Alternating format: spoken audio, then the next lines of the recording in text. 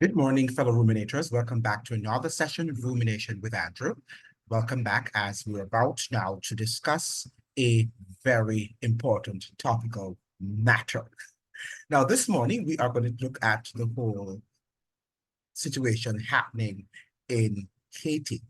And Haiti is a country that is situated in the Caribbean, and it shares island with the Dominican Republic. So it sits on the island that we call Hispaniola, La Isla Española, right? That's what we call Hispaniola, which is an island, but was divided because of the greed and the avaricious nature of these European empires, right, in their imperial undertakings.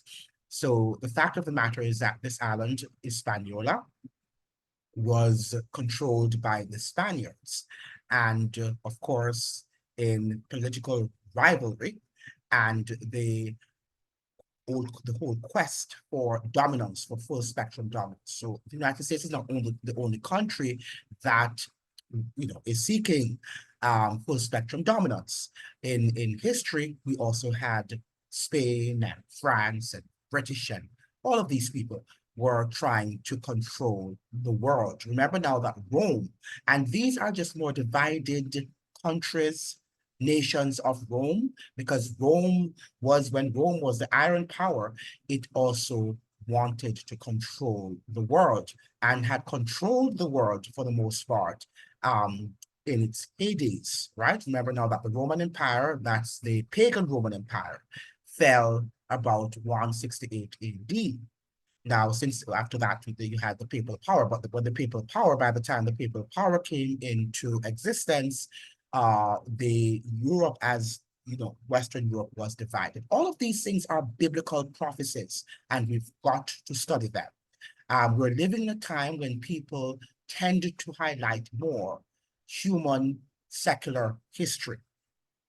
And of course, history is religious in a lot of ways that we are not even able to imagine.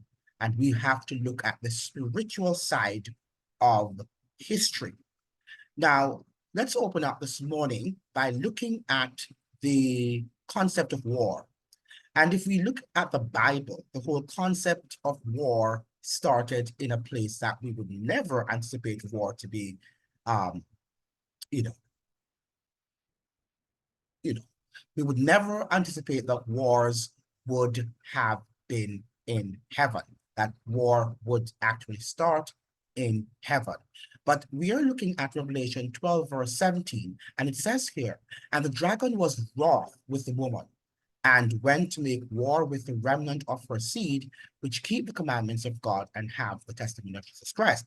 But let us go up before and on Revelation 12, verse 7, and there was war in heaven. That's what I wanted.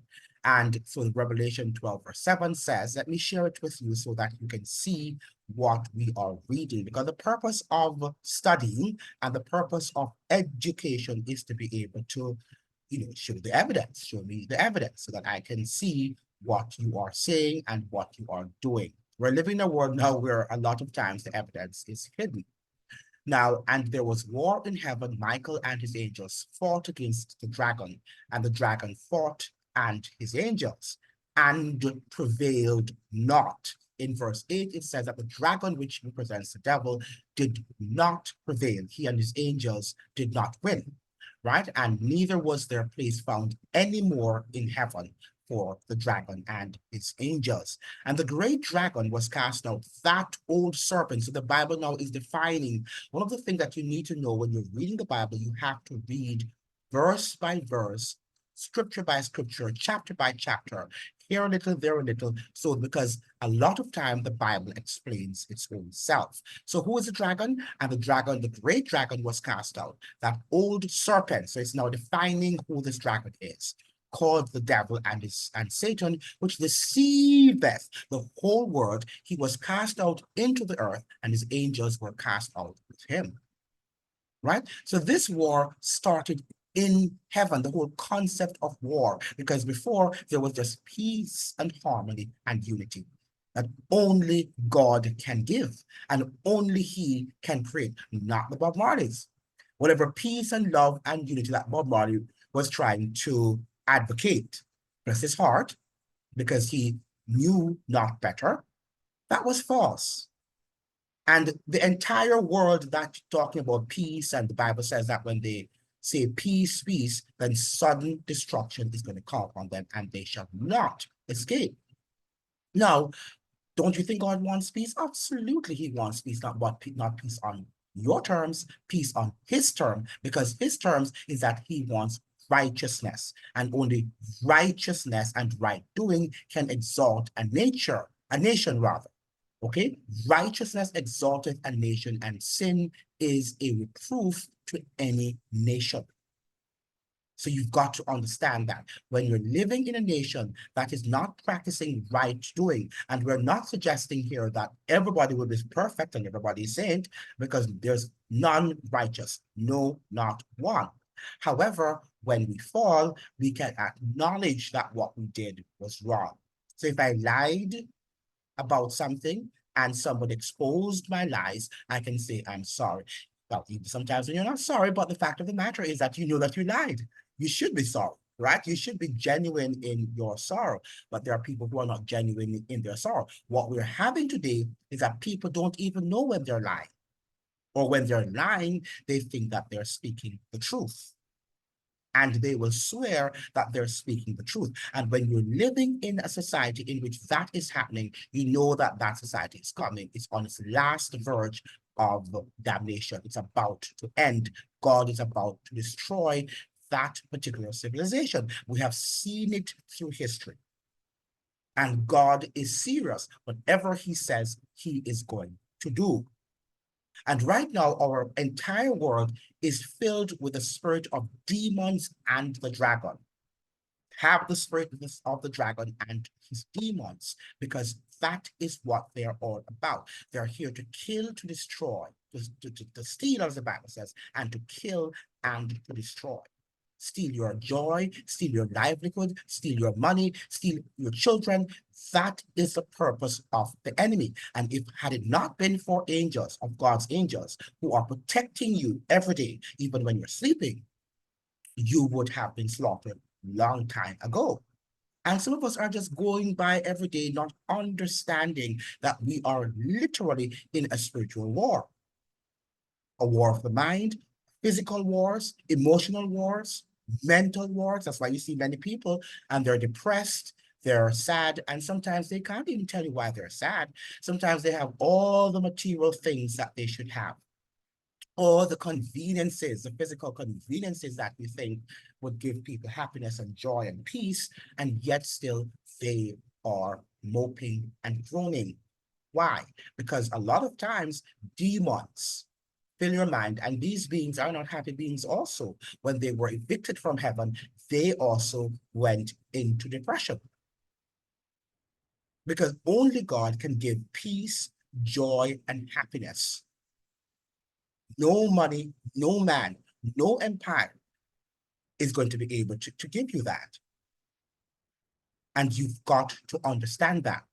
Now, yesterday, as I was looking now at what is happening in Haiti, I realized that a lot of the Western media, they are just giving you recent history, not properly contextualized about what is happening in Haiti. So I looked at Al Jazeera, for example, and they were just giving what happened in the 1950s, right? Al Jazeera had here, Haiti crisis is a gang-led coup next. So they're asking Haiti crisis is a gang-led coup next.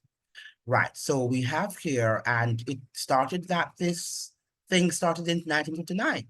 That Haiti's, so they talked about the here, say, yet the violence has roots since turbulent political history that has shaped and continues to shape Haiti. And who is causing this turbulent political um, history, or who has caused it?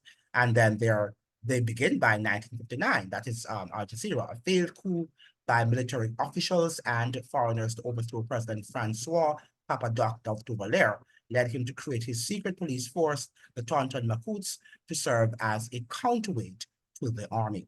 and they went into 1990s and 2004, but then it is totally half-truths and lies. Now, there's this author who wrote this book called Haiti from Revolution to the Kidnapping of a President, an Unbroken Agony. And this was written by Randall Robinson. And Randall Robinson, by the way, was an indefatigable defender of Haitian rights and the fact that they were supposed to be a sovereign nation. He fought for their sovereign rights, their sovereignty as a nation. He was proud he was a proud defender of such a human rights undertaking. Now, Randall Robinson, in his book, and I repeat this book, I'm not sure if you're seeing it on the screen, perhaps not, but again, I repeat the book, and Unbroken Agony, Haiti, from Revolution to the Kidnapping of a President, and Unbroken Agony, right? And this was written by Randall Robinson. Now, Randall Robinson is giving us the proper context for what is happening in that island nation of Haiti.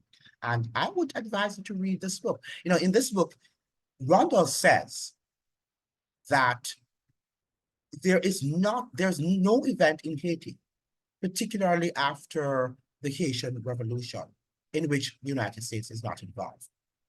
Perhaps not. Everything that happens on that island, the United States has some destabilization agenda. And that is something that is mind-boggling. And yet still, she is the one who's going to lead the UN in bringing about supposed peace and order on that island. You know, Naomi Klein wrote a book some years ago about disaster capitalism, which I read round about, 2006 thereabout, or 2007. I can't remember the year I read that book. But disaster and chaos, if you look what happens, disaster and chaos in countries are profitable. And people reap huge, enormous profits from the chaos that they have manufactured in a lot of the countries that we're looking at. And the IMF is one of these organizations, the International Monetary Fund, let's call it out now, the World Bank, all of these multilateral institutions create chaos, be they economic chaos, political chaos, religious chaos. You have your different organizations who do that. And they love it because they make lots of money and they can achieve their agenda. How do they achieve their agenda? Because if they're the ones behind the manufactured chaos, and they're the ones who also are behind the so-called solutions, then they are going to get their agenda. The problem is, as the Bible suggests, the entire world is deceived by the spirit of the dragon, that they're not able to discern what is happening. They do not have the intuition to discern what is happening on the ground. One of the things about history and reading your Bible is that if you read those two, secular history along with the prophetic history of the Bible, then God is going to endow you with wisdom and knowledge and understanding. So when you see something, sometimes you do not even have the evidence before you, but God shows you that this is what is happening. God gives you that intuitive spirit that you can discern what is really happening. And sometimes you are surprised. How did I know that? But this not because you're so great, because none of us has the wisdom and the knowledge and the understanding. It comes from above. It does not come from beneath. It does not come from the libraries of Harvard University. It does not come from the libraries of Oxford and the Yales and the Princetons. It comes from above because God has superior knowledge. He is all-knowing. He is omniscient. And that is what you've got to understand. If you begin to understand these things, then you can begin to unpack what is happening around the world. Now, here is what Randall Robinson, I beg your pardon. And let's say RIP to Randall Robinson. I learned that he died recently. Was it last year before? But he was a great man, a good man. And I read a number of his books and I was always impressed by his knowledge and his insights. Now, listen to what Randall is saying, and this is on page 8. For those of you who have the text, I repeat: Haiti from revolution to the kidnapping of a president, an unbroken agony. He has on page 8 contextualized what is happening in Haiti, and you need to listen. Okay, now on page 8, he says, over the course of the long war, American support for the French slave system in Saint Dominique remained consistently strong. Saint Domingue. Okay. Saint Dominique is the name that was given to Haiti, right? Some people say Saint Domingue, some Saint Domingue. I'm not pronouncing it well, so I'm going to say some Dominique, right? Because I'm not a speaker of French. But the country was called Saint Dominique or Saint Domingue. And that's why we have this, because it's the equivalent of Santo Domingo. Santo Domingo was the section that the Spanish controlled, and Saint Domingue was the section that the French controlled. But after the Haitian Revolution, Louverture, Toussaint Louverture, I think was it Toussaint or was it Dessalines that gave the country ID, right? ID, which means the land of the country of the mountains, a mountainous country, mountainous land. Now, listen to what, so we're talking now here during the Haitian Revolution, how the United States responded to that revolution. And this is what Randall Robinson is saying.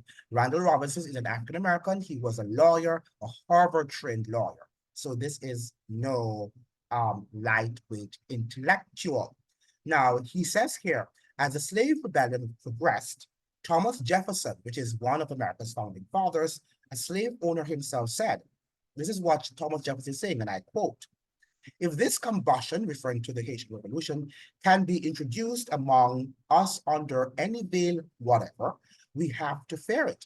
So Thomas Jefferson knows that, or he knew at the time, that slavery also was being practiced in America, and Black Americans were under the gruesome institution of slavery at the time. So the Haitian Revolution started in 1791 and ended, culminated in 2003.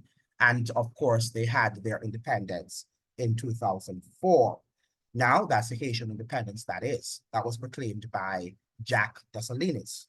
Now, so Jefferson is responding because he is fearful of the Haitian Revolution that started in 1791. At the time, remember now that the United States would have been practicing slavery. And when you think about 1791, Jefferson should know better because it is he that was the author or the main author behind the Bill of Rights in the United States. Because when he came back from France, because Jefferson was at that time the diplomat, the US diplomat in France, he was the ambassador whilst the French Revolution was occurring. And he himself described how evil and how, chilling that revolution was. When you read what Jefferson had to say about the French Revolution, I mean, you get the chills, right? That human people, and at the time, France was one of the most, if not at the time, the most civilized nation on the planet. And they degraded into such a horrible that even cannibalism, according to Jefferson, was being practiced there. There was nothing that was not being practiced in France. Civilized people that you think who are going to universities and talking about science and all of these great things, mathematics, sociology, and the likes, right? They denigrated or were denigrated by a spirit that perhaps they themselves could not have explained. And blood flowed on the street like water. Okay, and you've got to understand. So when we're at the height of civilization, then is the time that we're prone most to behaving like animals. Now, and we are behaving like animals a lot of times. We're not as civilized as we think we are. And I hope you understand that. Jefferson, writing to the French minister in America, Louis-André Pinchon, about revolt leader Toussaint Louverture, hinted menacingly that nothing would be easier. This is now Jefferson speaking about Toussaint Louverture, the great Haitian emancipator, somebody who is greater than an Abraham Lincoln. Nothing would be easier than to furnish your army and fleet with everything and reduce Toussaint to starvation. So Jefferson wanted to reduce the Saint Louverture, who was fighting for freedom, for which Americans had fought for some years prior um, against British colonialism. But he desired that the French should remain in Haiti, even though the French was America's political rival, right? They were not allies. In fact, the French wanted to have captured the United States. They wanted to control this entire hemisphere. That was the quest of Napoleon. So it was not even in the US best interest to be, waging a war or encouraging the whole system of slavery in Haiti, because it was the system of slavery that enriched France.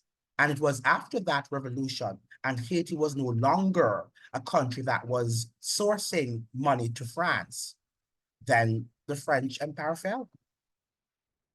And the quest of conquering America, all of that evaporated into thin air.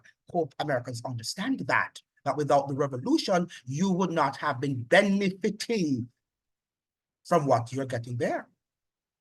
So what is happening in Haiti is not something that you should not give some attention to. It's, for all of its flaws, and Haiti has some flaws, has many flaws, by the way, just like Jamaica has.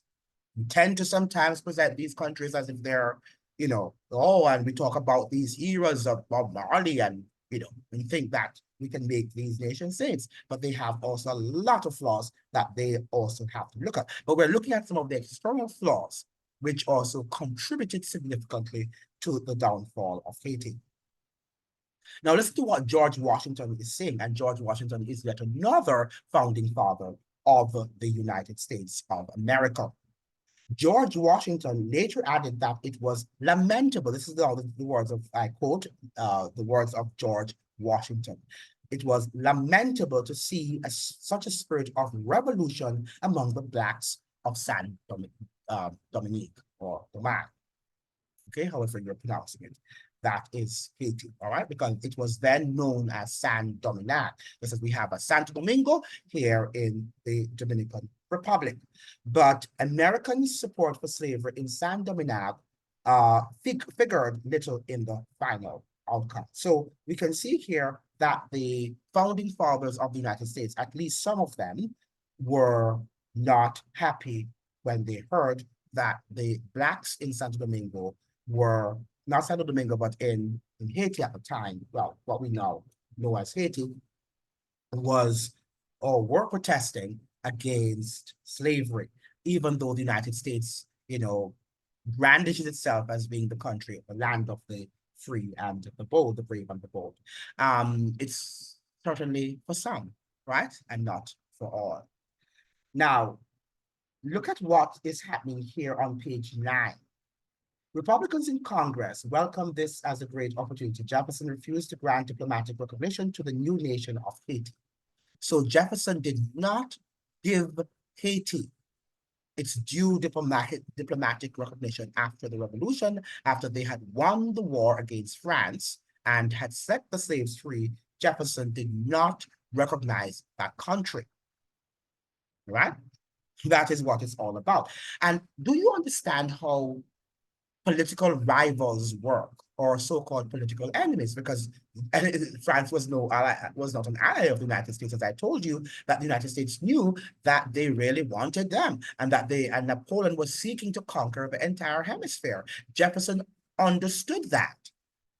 He understood it very well. However, even though he knew of the consequences that would have wrought upon the United States, he still did not care. He was not particularly fond of the thought that he would have some blacks freed in Haiti. Why? Because he knows that when the Black Americans would have heard about the freedom of the blacks in Haiti, that they would have created more revolts, which it did, because they could not stop that. The slaves heard their masters speaking about things, and they responded. The slaves were very, very brilliant people, While they were actually, and they were working under some grueling circumstances, but they were listening keenly to their masters. And the so-called house slaves, sometimes we tend to look down on house slaves, but they also helped to inform the slaves. I'm not saying all of them did, but some of them did, and we have to give them their credit. They informed the field slaves of what the massa was saying and some of massa's plans. And we've got to acknowledge that. Sometimes we tend to just simply, simplify. That's the word I was looking for. We tend to simplify history and to make it into the ideology that we want to embrace. But we have to look at history as a whole. And we can't just say that, oh, you're a house slave. Oftentimes when Black people talk about house slaves, they're spoken about in this derogatory manner. No, but remember now that the house slaves also did not control their destiny. They did not make themselves. They were created because of the realities that were surrounding them. Some of them were of course, they betrayed the interest, but field slaves also did that too. Let's talk about that. Sometimes the slaves were their own worst enemies because they sometimes would report on the other field slaves who were trying to, have some rebellion, who were trying to run away and to end the system of slavery. That happened a lot. So we ought not to think that house slaves were terrible people and the field slaves were the saints. Right? History doesn't work like that. And we do have that today. Oh, Barack Obama wasn't Black, or he wasn't Black enough. Right? And I'm not saying that Barack Obama was the best president that ever was. Certainly wasn't. But we ought not to look at people's color or their status and begin to put them into boxes. Right? Because if there were a Black American president as Black as I am, right? Maybe that person would have done the same or worse than a Barack Obama. So it doesn't have anything to do with his biracial, as you will, status. And that is why he betrayed your interest. It could have been, and for those who talk about the African descendants of slaves, and that, there are some special Black people in America who are African descendants of slaves, the ADOS group, nothing special. Right? Nothing special about us, particular, right? And human nature is human nature. And human nature will betray if it is not constrained by the power of God. I repeat that. Human nature will betray if it is not constrained by the power of God. So people can call you all the friend, which is a word now I don't like to call me friend. I don't like it because a lot of times it means nothing.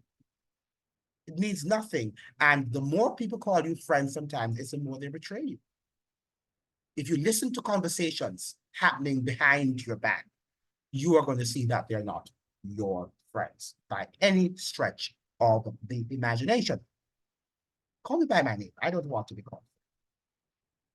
Okay, so let's continue here. We have, so the Republicans, they refused to grant diplomatic recognition to the new nation of Haiti, though this went against the clear norms he had earlier established for granting such recognition, because that is what Jefferson was about, that he believed in freedom, well, according to his words. But again, he was not practicing what he preached.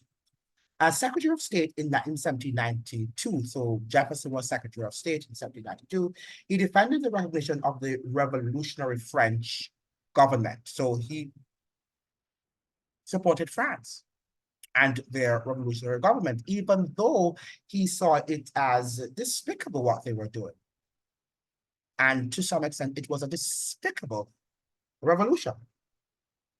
We certainly cannot deny to other nations that principle whereon our government is founded, that every nation had a right to govern itself internally under what forms it pleased, and to change those forms at its own will. And this is what Thomas Jefferson is saying. But at the same time, he is against the revolution in Haiti.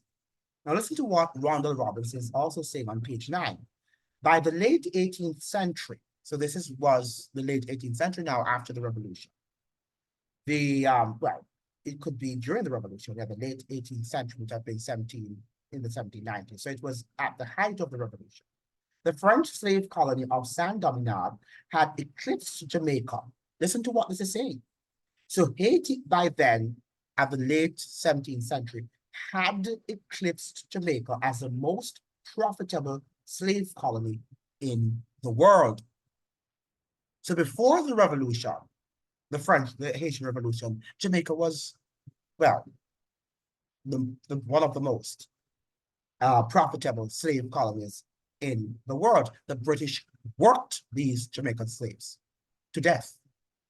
And Professor Orlando Patterson, the Jamaican intellectual of Harvard University, he acknowledges that the British worked the slaves in Jamaica to death because they just thought, oh, it's just easy to go and get some new slaves. Right?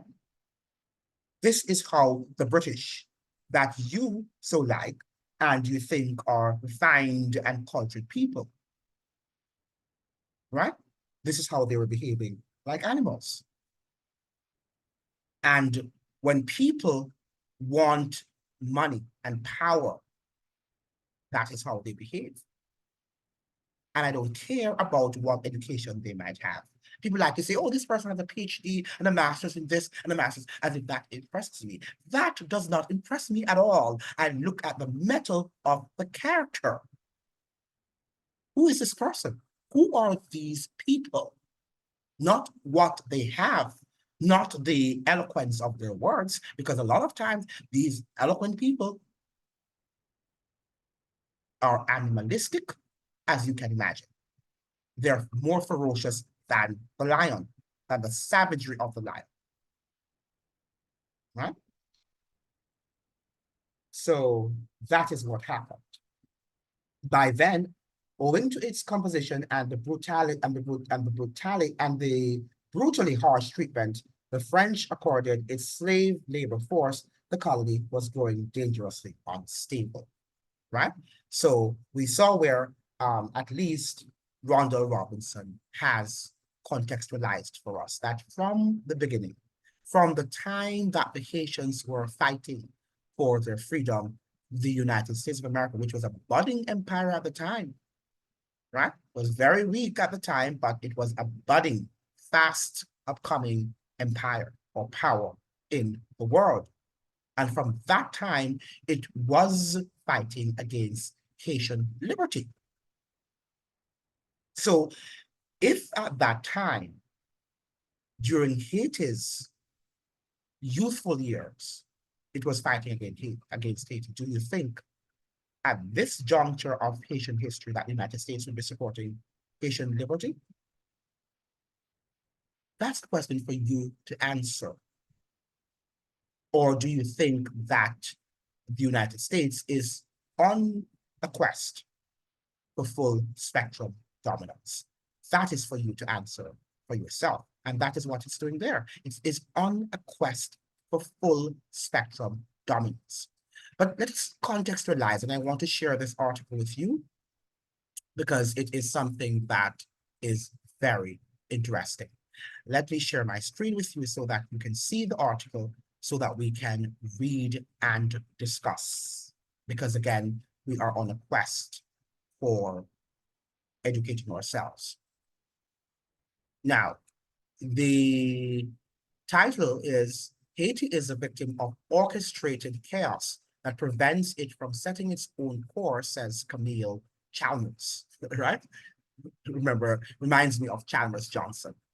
Now, Haitian scholar Camille Chalmers rejects yet another international intervention and says Haiti's issues have deeper roots which must be addressed. All right, let me see if I could put my thing here and enlarge the screen for my eyes to see more clearly. All right, okay, good. So I think that I am set. Now, here how the article, I think, yeah, he's the writer. No, this piece was written by Julio Adamor, all right? Now, Haiti was once self-sufficient in grain production. In the early 1970s, it produced almost 100% of what it needed. That's in the 1970s. 5 decades later, the country buys 82% of the rice its population consumes from the United States, and that was done by your boy, Bill Clinton. The causes are the structural adjustment policies imposed on the country, which is, of course, by the IMF, which is Jamaica's favorite organization, and which she claims is helping her to grow. Nothing further from the truth, but Jamaica is another case, which encourage imports and prevent the state from financing the peasant economy. Among the consequences is unemployment, which today affects 70% of the population. That's a high, really, number. This is the assessment of Haitian scholar Camille Chalmers, leader of the Raison Can-PEP, the Socialist Regroupment for a New National Initiative Party. According to him, Haiti is the victim of chaos orchestrated by imperialist organizations. So when we say orchestrated, they are the ones who are manufacturing it. They're the ones who are causing it. So be very careful when you hear about the gangs and the gangs and the gangs. And, you know, as they talk about the gangs, and they talk about Cherizier, Jimmy Cherizier, which is the leader of the, is it the Family and Aligned Group? Yeah, I can't remember. I think it's a Family and Aligned Group. But the fact of the matter is, yesterday when I was reading, you know, he himself, that Cherizier, Jimmy Cherizier, he's popularly called Barbecue, he said that all of the gangs in the provincial towns, right, what we call parishes in Jamaica, and in the city, in the metropolitan area of Port-au-Prince, that they are united. The newspapers, the Western newspapers also confirmed that previously to the, the chaos that we're seeing here, the gangs used to operate on a divisive level. They were not united. But in this time, they're fighting against imperialism, particularly.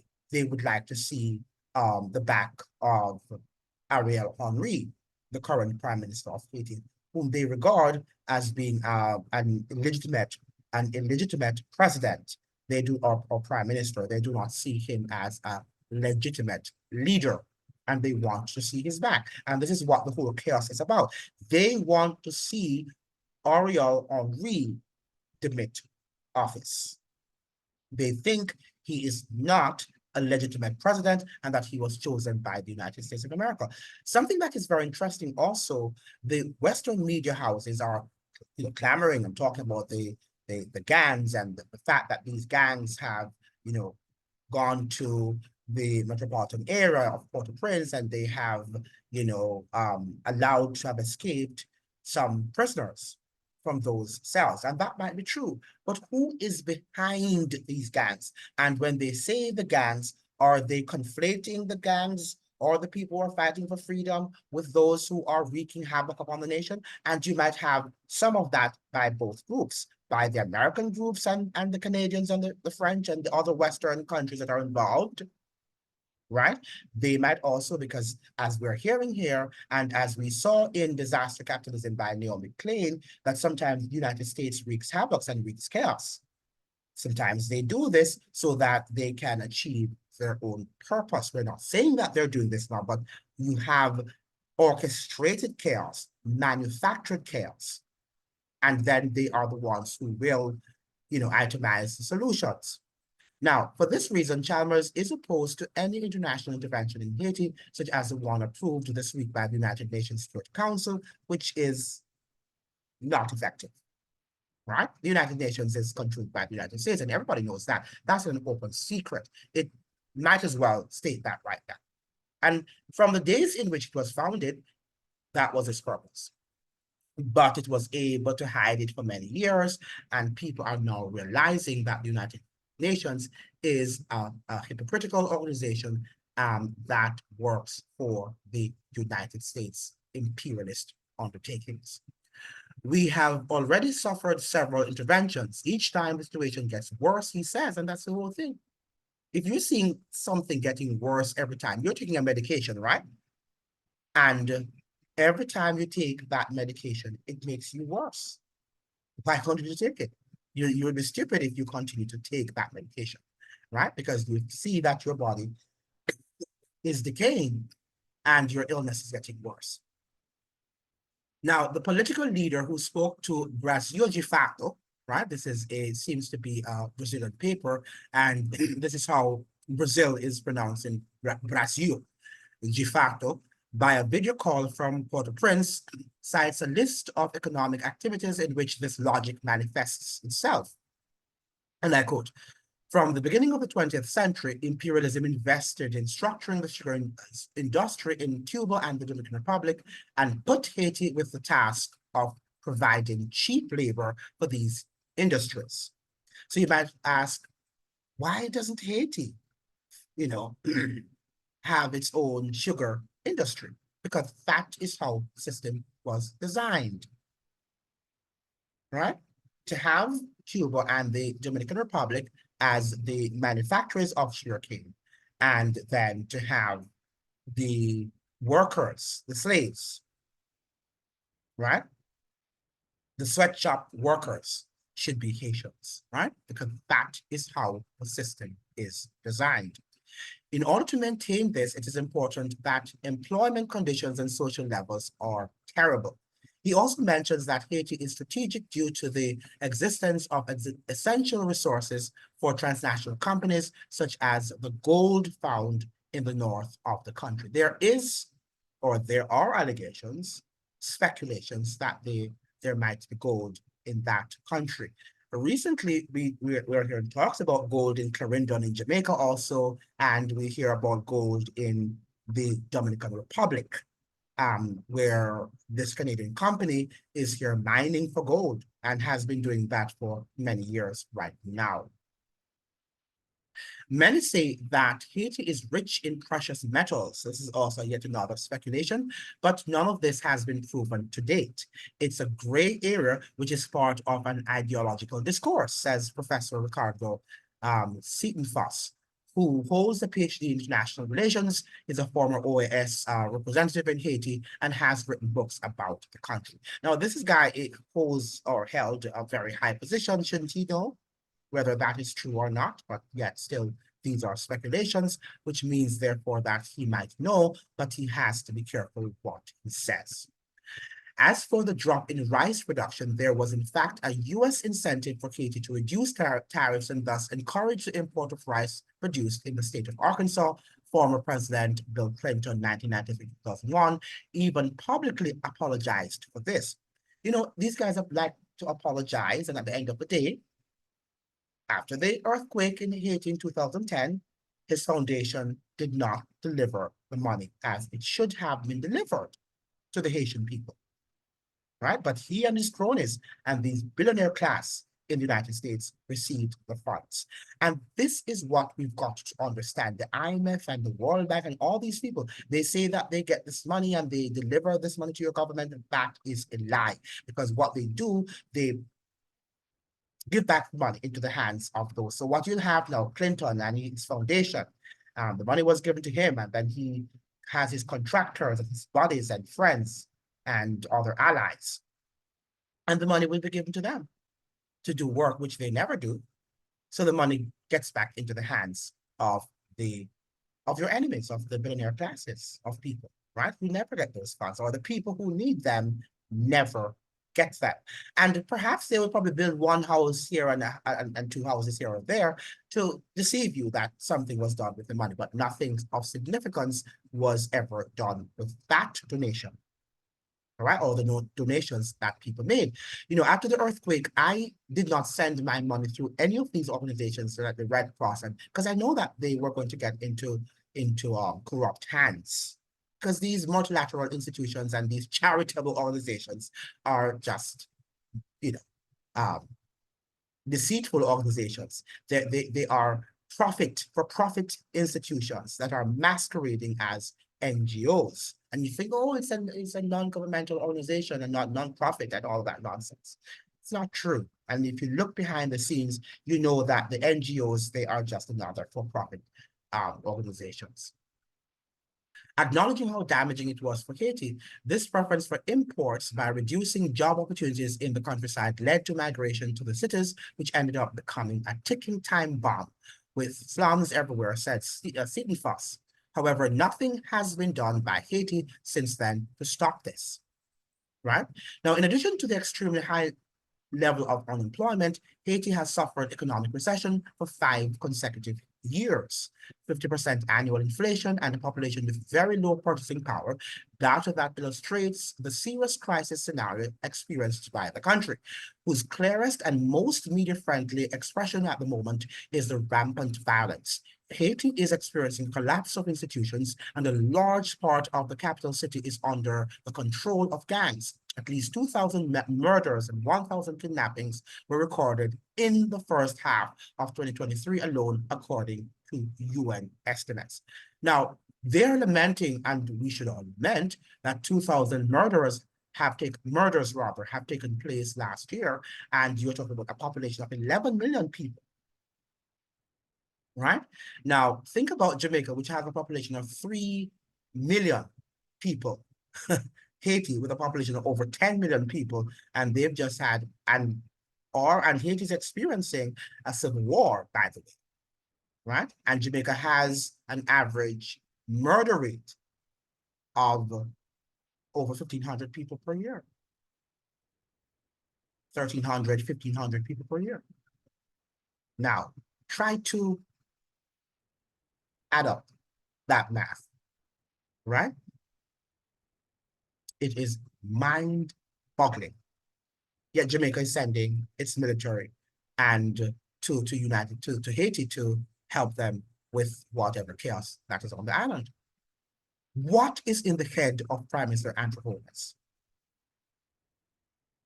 What is in the head? I would like to see what is in that brain. Now, another example of how the US government contributes to this scenario, in Camille Chalmers' view, is the fact that Washington has done everything possible to combat Petro-Caribbean, which they've done for all these Caribbean countries. And the Caribbean countries had to, end their relationship with Venezuela with the cheap oil that they were receiving, which helped their economies in many ways. The oil sales program created by Hugo Chavez when he was president of Venezuela in 1999 to 2013, and which supplied essential fuel to 16 countries under exceptional financial conditions, right? So the Caribbean region is suffering because of that, right? And they have to do. And by the way, this was achieved under Donald Trump. So when we talk about Donald Trump is the greatest threat to US democracy, Donald Trump, former president of the United States, was doing the bidding of the United States of America. And this was a time also that Haiti was called by him the shithole. It's a shithole nation according to him. I beg your pardon, because this is not language I would use on this platform, but I'm just actually repeating what probably I shouldn't have repeated his words, right? The former president's words.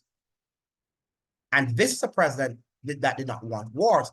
Yet at the same time, Donald Trump also, under his presidency, and not I'm saying now that Donald Trump is a warmonger, but he also wanted to have invaded Venezuela. And he attempted during the pandemic, but he was unsuccessful. And he created this big division among, I should say, the Caribbean islands, right? Trinidad wasn't talking to Jamaica because, Jamaica decided to go and speak with Donald Trump about the situation in Haiti. St. Vincent and the Grenadines, CARICOM really said the countries of CARICOM were divided and at loggerheads, and that division was wrought because of the United States of America and its foreign policies, right? And this happened under President Donald Trump. So do not believe the people who are clamoring for Donald Trump to be president, that he was so different, and the left, the people on the left who thinks that Donald Trump is his greatest threat to democracy, which is nonsense, right? So both sides are not speaking the truth. The right saying that Donald Trump was not a warmonger and that he wanted peace. It's not true. And the other side which says that he is the greatest threat to America. Cannot be, could not be, because he was doing the biddings at this juncture of the US military industrial complex. The problem is, perhaps he did not want to do everything that they wanted him to do. And in so doing, they have to smear him. Because you are a boy, under, as far as they're concerned. And the President of the United States is just a statue. He is just a mere representative of the US corporation led by the US military industrial complex. Here again, Cephas validates the historical argument, but with another caveat that places part of the responsibility in the lap of the Haitians. It's true that the US tried to prevent PetroCaribe from coming to fruition. There are documents showing this resistance. But the problem is that $3 billion have been embezzled. Says the professor, one day this will have to be settled with Venezuela. So one of the things that we have to understand, and we often ignore, is the workings of the local elites with the foreign elites, with the global elites. We often talk about the government as if the government functions in and of itself, and that it's alienated to the other machinations happening in the country. But we need to understand that the elites are also working together against you, with their foreign powers against you. So the Jamaican local elites, the Asian local elites, they're not in favor of Jamaicans. The US elites are not necessarily in favor of the common man in the United States. And that is why you have a Donald Trump that came on the scene and who was able to articulate, right, in a very interesting manner, the anger from the bases of people who are suffering in the United States and whose voices are not heard, whose voices are suppressed. So Donald Trump is able to come on the scene, not that he'll be able to do anything, he can't change the system, but the people feel some level of security because he's able to say what they want to say, but have not been given the platform to say that. Now, notice too that because he's now saying what these people want to communicate and want to articulate, that he's also being suppressed. They don't want him to be president because they don't want those issues aired. Now, according to Seton Fuss, the US has two major foreign policy failures in the Caribbean, Cuba and Haiti. The first because of the Cuban Revolution, which endures despite the embargo imposed by Washington. The second pays the price for being close to Cuba. He says Jean-Claude de Valère, Baby Doc, who led Haiti from 1971 to 1986, was a dictator, but a dictator accepted by the US because we couldn't accept a second Cuba in the Caribbean. And the same thing happened in the Dominican Republic, that too, Trujillo was also a US enabler. So that is something that we need to understand. So this, at least I have given you some context in terms of what is happening in Haiti. The entire current political administration in Haiti should be considered illegal from a constitutional point of view, emphasizes Ricardo Seton Fuss. While the Constitution establishes that in the event of the president's death, the prime minister must exercise power until a new ruler is elected, Henry has neither been sworn in nor approved by Parliament. However, he says, if there's anyone with a modicum of legitimacy to govern Haiti, it is Ariel Henry, because he was chosen as prime minister by the assassinated president, and he in turn has been democratically elected. Something that's very interesting, because the Haitians are saying that's the base, the guys on the base, ordinary Haitians are saying that he does not have the legitimacy to be their prime minister. Now, something that is interesting, or a president, I should say. Now, something that is interesting is that, the former president that was assassinated, the Haitian president, Moises, Jovenel Moises, if he had perhaps done what was right, it seems to me that he was playing both games and playing both sides. And we have to be careful when we play both sides. We have to stand for principles. And some people, they think that they are balanced and they have a balanced perspective when they play both sides. You cannot play both sides. Right? If you need some time to reflect and think about what you need to think about, take the time, but don't play both sides. The majority of human beings tend to sometimes to do that because they're afraid, they don't have the moral courage to stand up for what they know is right and rightly so, right? They don't have that decency to stand up for what is right, though the heavens fall. So you say, okay, I'm going to stand in the middle. I'm going to look and see what happens. Wait and see. It's another expression. Wait and see. Let's wait and see. Wait and see what? You've got to make a decision. And Jovenel seemed to have been, moving from one side to the next. And he was murdered. He was betrayed by his own people. And look at the consequences of what is happening to Haiti right now. When you play both sides, you tend to be a betrayer of the interest of the people, a betrayer of human trust. And that is what is happening in that country called Haiti, where I'm sure right now you can't believe anything you see. You can't believe anyone, because at any given moment, someone will betray you. Remember now that the armed mercenaries in 2021 went into the president's home. That's Jovenel Moise. Went into his home while he was sleeping to kill him. That only can happen because of betrayal at the highest level, treason at the highest level, right? And this is when we have instabilities in our societies. And instead of sending troops, instead of Jamaica sending troops, it's time for Jamaica to rethink its position.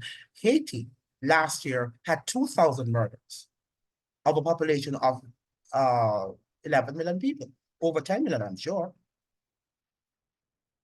right? Of a population of over 10 million people, and with all of the confusion there, they just, well, I shouldn't say but they came out, emerged with a murder rate of only 2,000 people. Horrible, horrific. But when you think about what is happening in Jamaica yearly, and their murder rate of over 13,000, 1,300, 1,500 people, that is, you've got to wonder what's going on there. And I think that a civil war has been happening in Jamaica. A silent civil war has been happening there since 1970s.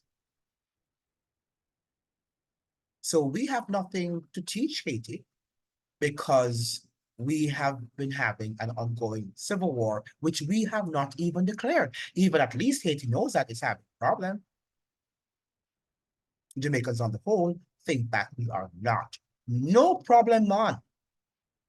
Right? While we have many problems, our tourist board would like to tell the world that Jamaica, no problem, man. Because once you can go and sing Buffalo Soldier, Dreadlock Rasta, and all of this nonsense about Bob Marley.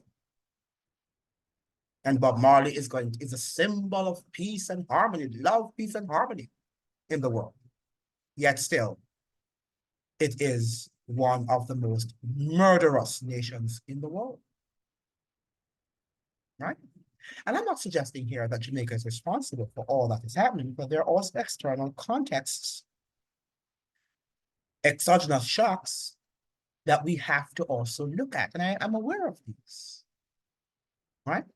But we can't ignore the fact that we can't help Haiti at this given moment. We just can't.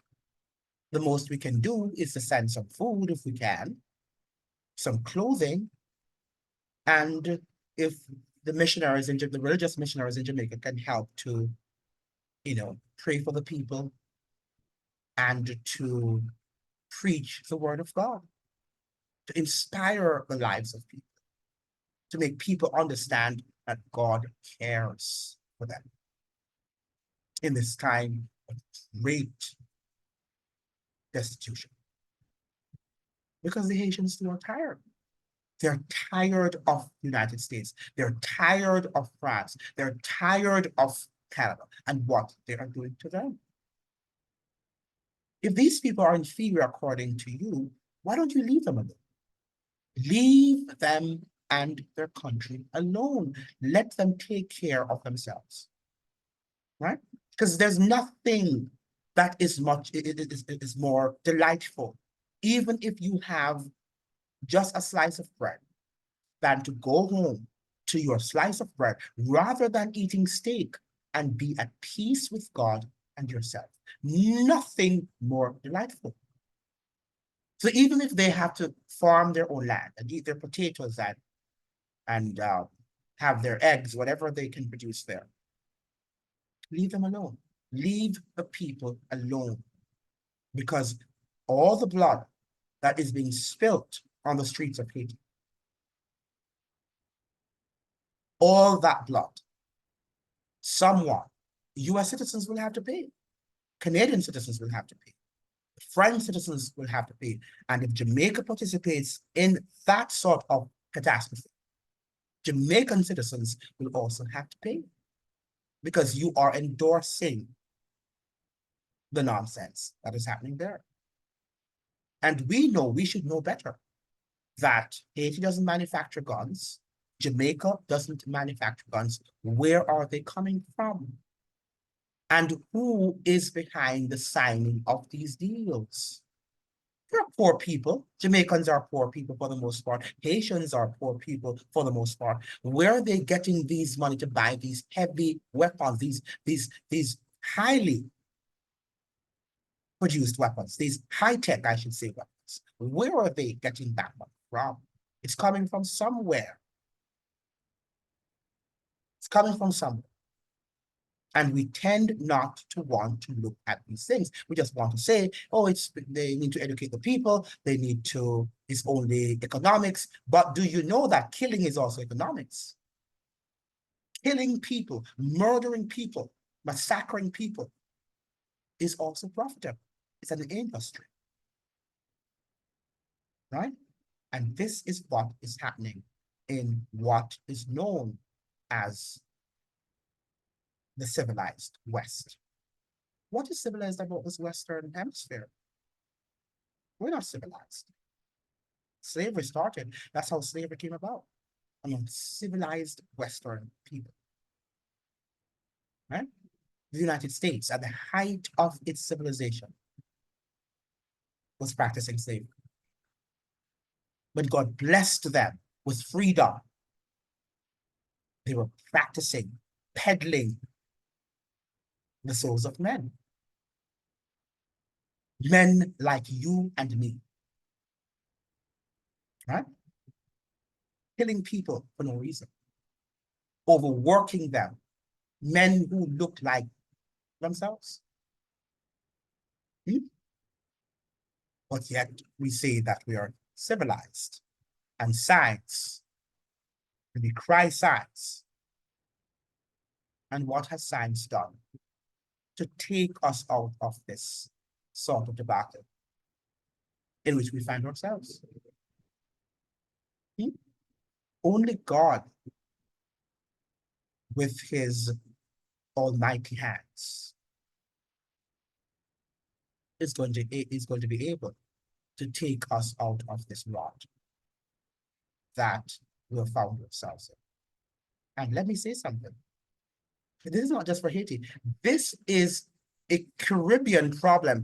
This is a regional problem. This is also a U.S. problem because Haiti is just a throwaway from the United States, from Miami, right?